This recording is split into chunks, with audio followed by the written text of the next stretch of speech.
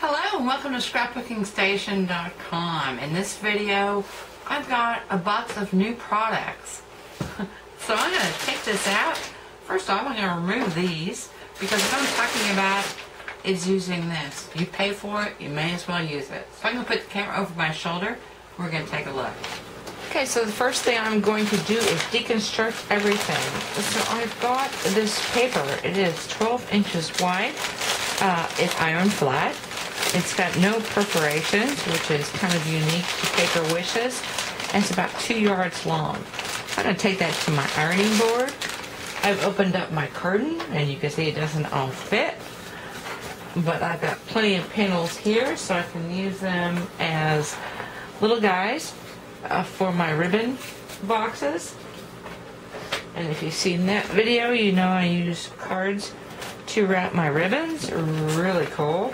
Of course, backing, wall hangings, all that sort of thing. So I can cut that up as well. So I'm going to begin with the shipping carton itself. And so the first thing I do is always cut the largest panels I can. I can always trim them out later.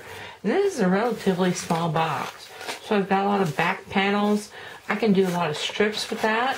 And strips. Why are they so cool? Well, I don't know. I use strips to raise things up. And so this is from my grunge video, and you can see where I try and save my curl with a strip of cardboard. Always really good. And then if you've got a die cut that cuts little niblets, so I've got a template for this film strip. I've got the innies of all these things, and these make real good replacements for your foam squares or your dimensionals. Always good. And a freeform strip you can cut to size. So you can use the whole strip or little bits of strip. So anyway, always really good. Larger pieces, of course, you can do a carton, your own shipping carton is make it yourself cardboard gift boxes. I'll take a photo of that. And if you've watched my ribbon box, pretty much use the box as was from Pampered Chef and made a lid with some acetate. Really good also. And then the last large box piece I'm going to mention here is my file folders. And I will take photos of this as well and refer to the video that does that. So, lots of things to do with your cardboard cartons. I did want to mention this piece as well. This is from my 3D sculpted petals. But if you take strips of your cartons and offset them, this is actually 2 layers of cartons, and you get this really nice frame.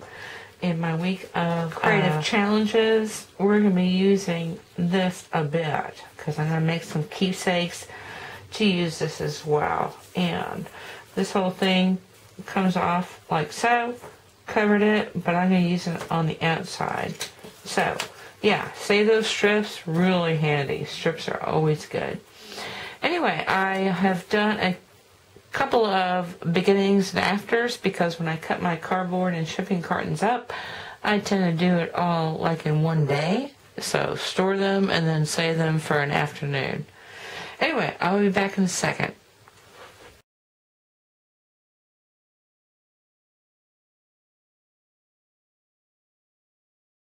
Okay, the paper that came with it, always good.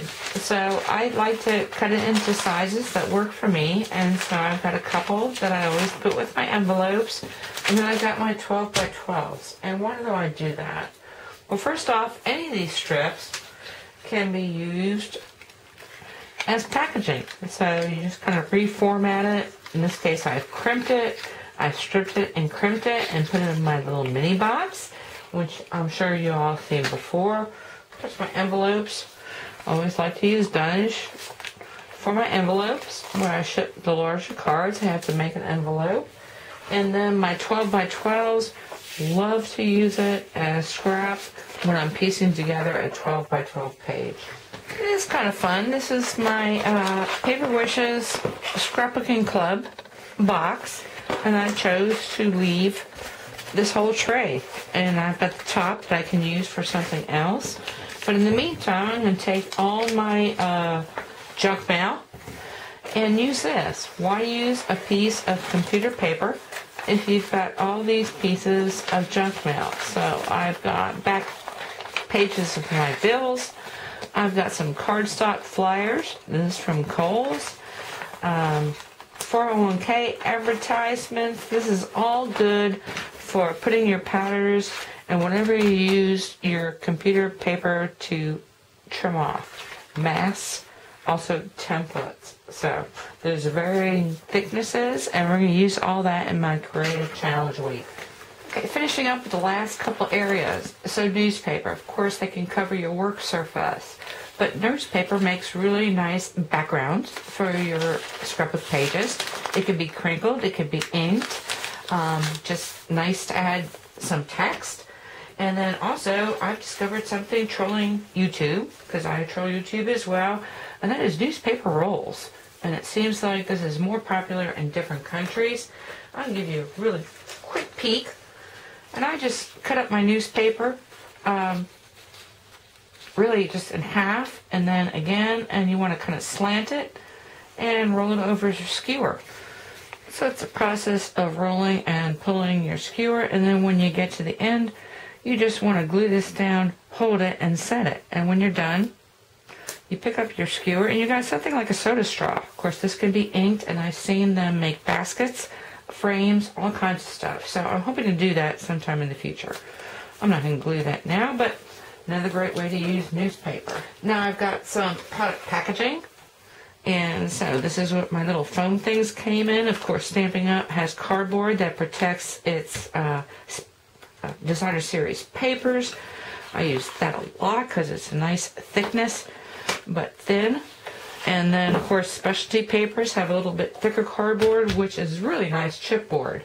Then don't forget your grocery store. I've used this in the past, but here's a potato bag. Makes a nice background, makes a nice mat. Netting. So I've got several onion bags here, turkey bags, all different. Whenever I see this, I grab it. And of course, your toilet paper rolls, don't forget that either. And then the last thing I want to talk about is when you get cards or gifts. I mean, you gotta set them out for a little while, but sometimes there's elements. This was a birthday card. And so I got that from my brother. This is a really nice piece of, it's almost like a watercolor consistency. Of course, there were banners. I might use those as is. This one, maybe not anything I can use, but this definitely makes good scrap. And then I got this. This is a calendar, and I get this from my Upstream, so it's always nice. I've got it hanging by my coffee pot, so I always know what day it is. But this is the one from last year, and all I'm going to do is give it a little facelift. So this was on top of my 2014 calendar. Give it a little facelift, and I will leave you with that photograph. So happy that it's Earth Day this week, and hope to get this posted before then, but think about all these things. So dunnage, shipping materials, packaging, newspapers, all can be used in your crafts, and I hope to use that during the creative challenges. Thank you for watching.